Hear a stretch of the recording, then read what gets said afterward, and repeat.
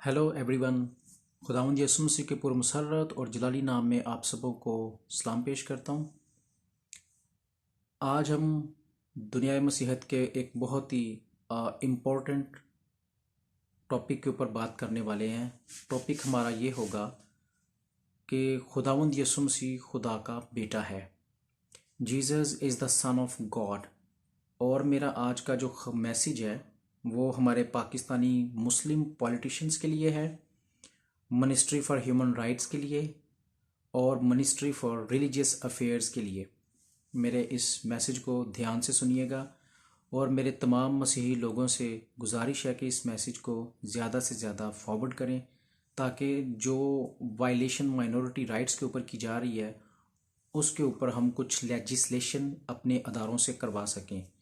मेरे इस मैसेज को गलत मत समझना और इसको पॉजिटिव वे में लेना है। हम बाइबल मुकद्दस की रोशनी में देखेंगे कि खुदावंद यसु मसीह जो है वो खुदा का बेटा है और हम इसको बाइबल मुकद्दस की रोशनी में ही देखेंगे।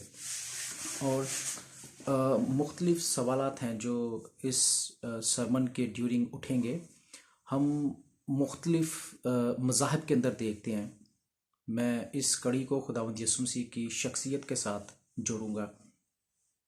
हम मुख्तलिफ मज़ाहब के अंदर देखते हैं कि मज़ाहब हमें ये बताते हैं कि कोई भी जो शख्स है वो ज़मीन पर गुनाह मुआफ़ नहीं कर सकता, या तारीख़ हमें ये बताती है कि किसी भी नबी, किसी भी पैगंबर, किसी भी वली ने ज़मीन पर इंसानों के गुनाहों को मुआफ़ करने का दावा नहीं किया। सिर्फ तारीख़ के अंदर एक ऐसी शख्सियत गुज़री है, एक ऐसा शख्स गुज़रा है जिसको खुदा ने अपनी तमाम कुव्वतें ट्रांसफ़र की थी, तमाम ताकतें दी थी, ठीक है। और उस अजीम माइटियस मैसेंजर खुदा के बेटे का नाम था खुदावंद यसू अल मसीह, माशेख मसीह। अब हम इसको बाइबल मुकद्दस की रोशनी में देखते हैं कि मुकद्दस लूका की इंजील उसका पहला बाब और उसकी 35वीं आयत के अंदर खुदावंद यसू मसीह के खुदा के बेटे होने की तस्दीक की जाती है। आप सब मेरे साथ देख सकते हैं।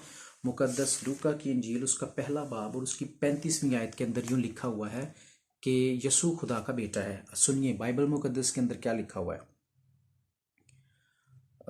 और फरिश्ते ने जवाब में उससे कहा कि रूहुल कुद्स तुझ पर नाज़िल होगा और हक ताला की कुदरत तुझ पर साया डालेगी, और इसी सबब से वो कद्दूस मौलूद खुदा का बेटा कहलाएगा। काबिल गौर आयत। और इसी सबब से वो कद्दूस मौलूद खुदा का बेटा कहलाएगा। यहाँ पर हमने बाइबल मुकद्दस में से सुना कि जब फरिश्ता जब्राइल हज़रत मरियम के पास आता है, मुकद्दसा मरियम के पास आता है, तो उसको खुदा का पैगाम देता है, खुदा की खुशखबरी सुनाता है, खुदा की नवीद सुनाता है कि जो बच्चा तुम्हारे बतन के अंदर पैदा किया जाएगा वो खुदा की कुदरत से है, और इस कुदरत की ही वजह से वो बेटा जो है खुदा का बेटा कहलाएगा। वो कद्दूस मौलूद खुदा का बेटा कहलाएगा। क्यों बेटा कहलाएगा? इसीलिए बेटा कहलाएगा क्योंकि खुदा की सारी ताकतें, खुदा की सारी फौजें, खुदा के मिशन का सारा दारोमदार उस शख्सियत के ऊपर था जो अलूहियत ही से खुदा के साथ था, और खुदा ने उसको अपना बेटा बनाकर इस ज़मीन पर भेजा। और बाइबल मुकद्दस हमें ये साफ शहादत दे रही है कि खुदावंद यसु मसीह खुदा का बेटा है। अब हम इससे आगे चलते हैं मज़ीद। ये हमें खुदा के फरिश्तगार ने, खुदा के फरिश्ते ने बता दिया कि इसी सबब से वो कद्दूस मौलूद खुदा का बेटा कहलाएगा। अब हम देखते हैं कि खुदावंद यसु मसीह का जो शागिर्द पतरस, जिसका नाम कैफा था, वो भी कहता है कि तू अल मसीह खुदा का बेटा है। आइए अब हम इसको भी बाइबल मुकद्दस की रोशनी में देखते हैं। मुकद्दस मत्ती की इंजील उसका 16वां बाब निकालें आप मेरे साथ। मुकद्दस मत्ती की इंजील उसका 16वां बाब और उसकी 16वीं आयत के अंदर हम देखते हैं क्या लिखा हुआ है कि खुदावंद का जो शागिर्द शमौन पतरस यानी कैफा ये कहता है खुदावंद यसु मसीह से शमौन पतरस ने जवाब में कहा कि तू अल मसीह है। शमौन पतरस ने जवाब में कहा कि तू अल मसीह है, जिंदा खुदा का बेटा। अब हम यहाँ पे देखते हैं कि बाइबल मुकद्दस में से हमें पहली शहादत मुकद्दस लूका की इंजील से मिल गई, जब फरिश्ता ये कहता है कि वो खुदा का बेटा कहलाएगा। दूसरी शहादत हमें मिलती है कि खुदावंद यीशु मसीह का शागिर्द मुकद्दस शमौन पतरस, जिसका नाम कैफा था, वो शहादत देता है। अब हम इससे आगे बढ़ते हैं। जब हम इससे आगे बढ़ते हैं तो हमें पता चलता है कि खुदावंद यीशु मसीह की जब सलीबी मौत हो जाती है, जब रोमी सिपाही, रोमी सूबेदार जब उसके पास खड़े होते हैं, जब तीसरा पहर होता है, तो खुदावंद यीशु मसीह अपनी जान दे देता है। वहां पर जब ये सारा माजरा देखा जाता है, माजरा क्या होता है? माजरा ये होता है कि हैकल का पर्दा फट जाता है, कब्रें खुल जाती हैं और पूरी कायनात के ऊपर जो है वो अंधेरा छा जाता है। और जो रोमी सिपाही, पहरेदार और सूबेदार, जो सब लोग वहां पर मौजूद होते हैं, वो इस तमाम माजरे को देखकर इकरार करते हैं, कहते हैं कि ये बेशक खुदा का बेटा था, बेशक ये खुदा का बेटा था। अब हमें बाइबल मुकद्दस की रोशनी में तीसरी शहादत मिल गई कि खुदावंद यीशु मसीह खुदा का बेटा है। अब हम देखते हैं मुकद्दस मत्ती की इंजील उसका 27वां बाब, मुकद्दस मत्ती की इंजील उसका 27वां बाब और उसकी 54 आयत के मुताबिक हम देखेंगे। 54 आयत के अंदर ये लिखा हुआ है, जैसे मैंने आपसे तज़किरा किया,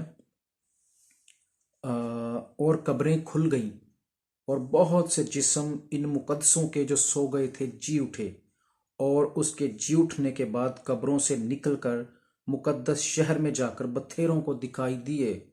जब सूबेदार ने और उन्होंने जो उसके साथ यीशु की निगहबानी करते थे जलजला और सारा मुआवजा देखा और निहायत डर गए और कहने लगे, बेशक ये खुदा का बेटा था।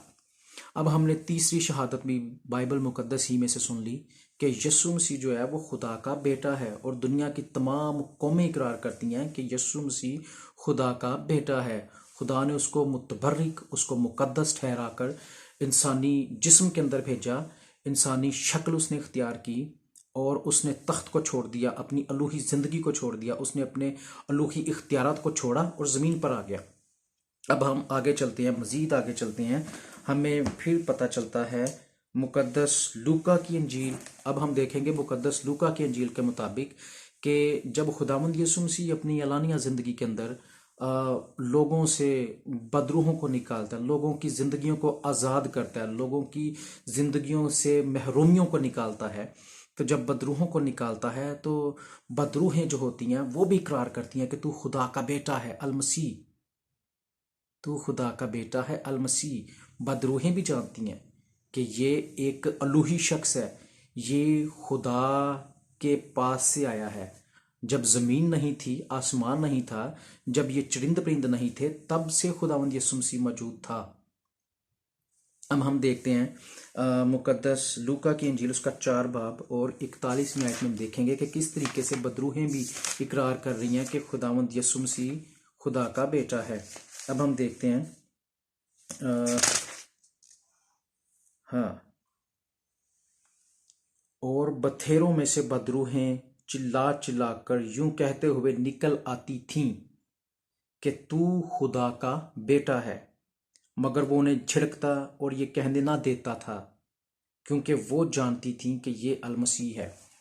मेरे अजीज़ों, अभी हमने सुना कि बाइबल मुकद्दस के मुताबिक खुदावंद यीशु मसीह खुदा का बेटा है। बहुत सारी ऐसी शहादतें हैं, और मैं पाकिस्तान का मसीही अपने मुस्लिम पॉलिटिशियंस और ह्यूमन राइट्स की मिनिस्ट्री फॉर रिलीजियस अफेयर्स को ये बताना चाहता हूँ कि जैसे ही हमारे त्यौहार आते हैं, क्रिसमस आता है, ईद पाशका आती है, ईस्टर आता है, कोई भी त्यौहार आता है, तो हमें पाकिस्तान के अंदर कुछ ऐसे अनासर मौजूद हैं जो हमारे इन त्यौहारों के ऊपर मुख्तलिफ तकारीर के ज़रिए से हमारे जज्बात को मजरू करते हैं, हमें डिस्क्रिमिनेशन का शिकार करते हैं, और कहा जाता है काफर काफर काफर लफ्ज़ इस्तेमाल किया जाता है, हमें ईसाई लफ्ज़ इस्तेमाल किया जाता है। तो मेरा इस मैसेज को देने का मकसद यही था कि हमें हमारे डोगमा ऑफ फेथ के मुताबिक जीने दिया जाए।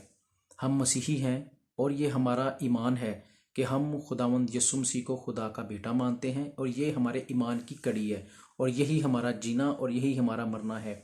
लेकिन जब हमारे हकूक़ को पामाल किया जाता है, वायलेशंस की जाती हैं हमारे ह्यूमन राइट्स की, तो हमें बहुत बुरा लगता है। अभी हमने कुछ दिन पहले सुना, कराची के अंदर सोबराज हॉस्पिटल में एक नर्स थी जिसका नाम तबीता था, उसके ऊपर भी ब्लास्फेमी का लॉ लगा दिया गया। देखें, कोई भी ऐसा पाकिस्तानी मसीही नहीं है कि जो प्रॉफेट मोहम्मद के बारे में कुछ बुरी बात कहे, क्योंकि हम प्रॉफेट मोहम्मद की रिस्पेक्ट करते हैं, हम मुसलमानों की रिस्पेक्ट करते हैं। तो फिर हमारे ऊपर ऐसे इल्ज़ामात क्यों लगाए जाते हैं? हमारे हकूक़ हमें नहीं दिए जाते। तो मिनिस्ट्री ऑफ रिलीजियस अफेयर से मेरा ये गुजारिश है कि ऐसी लेजिस्लेशन की जाए कि हमें ईसाई का जो लफ्ज़ है इसको बंद किया जाए। हमें ईसाई ना कहा जाए, हमें काफर काफर काफर काफर ना पुकारा जाए, क्योंकि हम काफर नहीं हैं। हम एक खुदा को मानते हैं और हमारा खुदा एक है। हम भी तौहीद के ऊपर ईमान रखते हैं, तौहीद के ऊपर यकीन रखते हैं। लेकिन हमारे ऊपर जो इस तरह के इल्ज़ामात लगाए जाते हैं कि हम काफर हैं, तो प्लीज़ ऐसी तमाम मिनिस्ट्री से, पाकिस्तान के तमाम पॉलिटिशियन से मेरी गुजारिश है, बीइंग अ क्रिश्चियन, कि हमारे जज्बात का ख्याल रखा जाए और हमारे हकूक़ का ख्याल रखा जाए। बहुत शुक्रिया आप सबों का।